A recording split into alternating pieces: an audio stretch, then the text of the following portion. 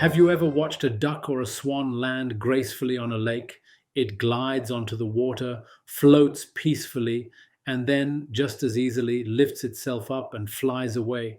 But have you ever noticed something remarkable? Their wings never get wet.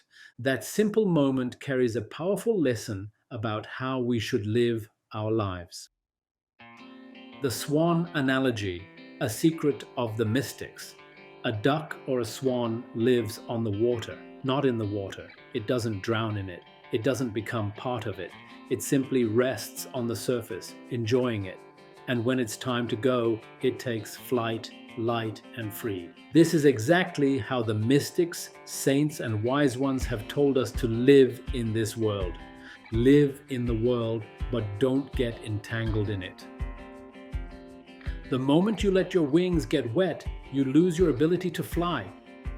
This world is an illusion, a grand play. Think of this world as a stage. We are all actors in this beautiful, complex, mysterious play. There's love, joy, pain, victory, loss. It looks real, it feels real, but at its core, it's just a play. The problem isn't being here. The problem begins when we forget it's a play. We start taking every scene as if it's the only reality. We dive into the lake and we drown. You can enjoy a movie in the cinema, but if you jump onto the screen, you'll look foolish. This life is the same. We are here to experience it, not be enslaved by it. Whatever you sow, so shall you reap. The universe has a very simple law: karma. Whatever you sow, you will reap. Every action has a reaction. Every choice carries a consequence. When you live on the surface of the lake, you can act with awareness. You can choose your seeds wisely. But when you dive into the water blindly, emotions take over.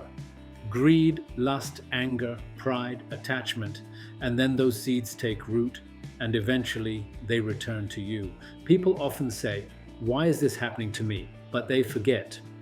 What we experience today is often the harvest of the seeds we planted yesterday.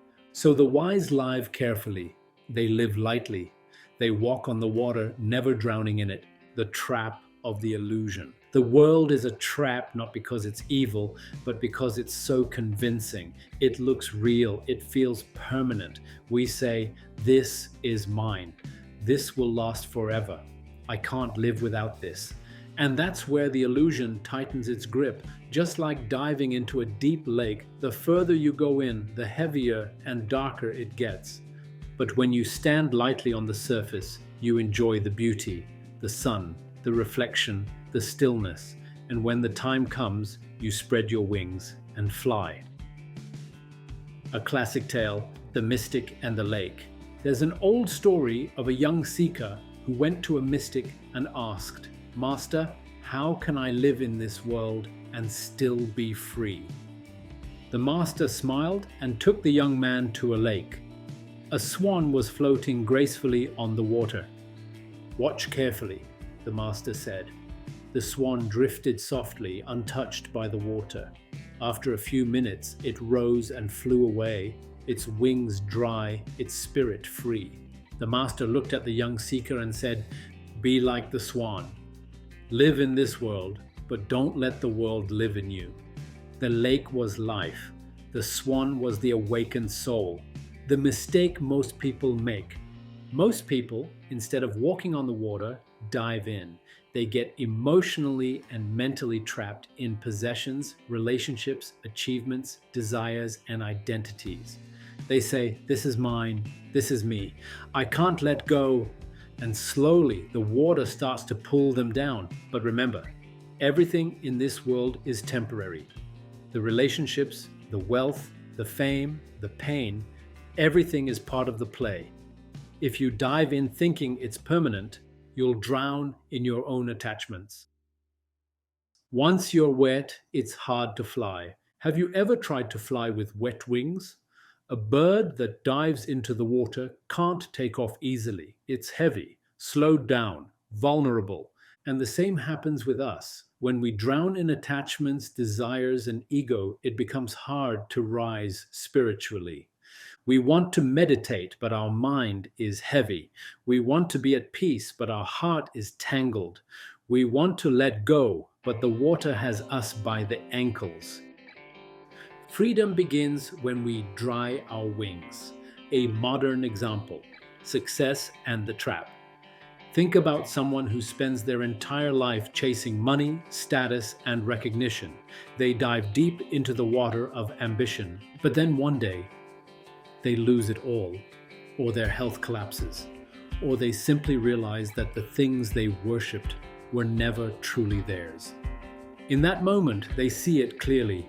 The lake was always an illusion, and they were meant to float above it, not drown in it. This doesn't mean you can't enjoy success or relationships or pleasures of life. It simply means don't become a prisoner of them. Gratitude without attachment. The mystics say, enjoy the illusion, thank God for it, but don't get lost in it.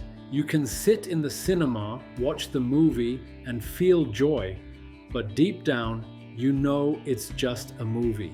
Similarly, in life, love fully, but don't possess. Work passionately, but don't attach. Live deeply, but don't cling. Because the moment you cling, the water starts to rise around you. 5 powerful ways to walk on water. Light, free, and untangled. Practice awareness daily. Remind yourself, this is a play. I am here to experience, not to own. Awareness loosens the grip of illusion. Detach with love, not coldness. Detachment doesn't mean you stop caring. It means you stop clinging. It means you love without drowning. Give more than you take. When you give selflessly, the illusion loses its power over you. You become the swan, floating above, not trapped beneath. Meditate daily to dry your wings. Every moment in silence helps your soul rise above the noise. This is how the swan prepares to fly. Sow seeds of good karma. Remember, whatever you sow, you reap. Choose actions that bring peace, not bondage. Sow light, reap light. The spiritual science behind it. When you live on the surface, unattached but aware, you begin to move with the flow of life, not against it. Your soul becomes light. You stop reacting to every wave. You start gliding. But when you dive deep into illusion, everything becomes personal. Every word, every event, every challenge becomes a storm. And then the soul is too wet to fly. Mystics from every tradition, Hindu, Buddhist, Sufi, Christian, Sikh, all speak this same truth in different words. Be in the world, but not of it. Float like a swan. Don't let the world drown you. A reminder from the soul. This life is temporary. Everything you're clinging to right now, one day it will pass. Your house, your job, your possessions, even your role in this play. But the soul will fly. The question is, will your wings be wet or will they be free? Let this sink in. You are not here to drown, you are here to float, to experience life fully, with gratitude, with love, but without chains.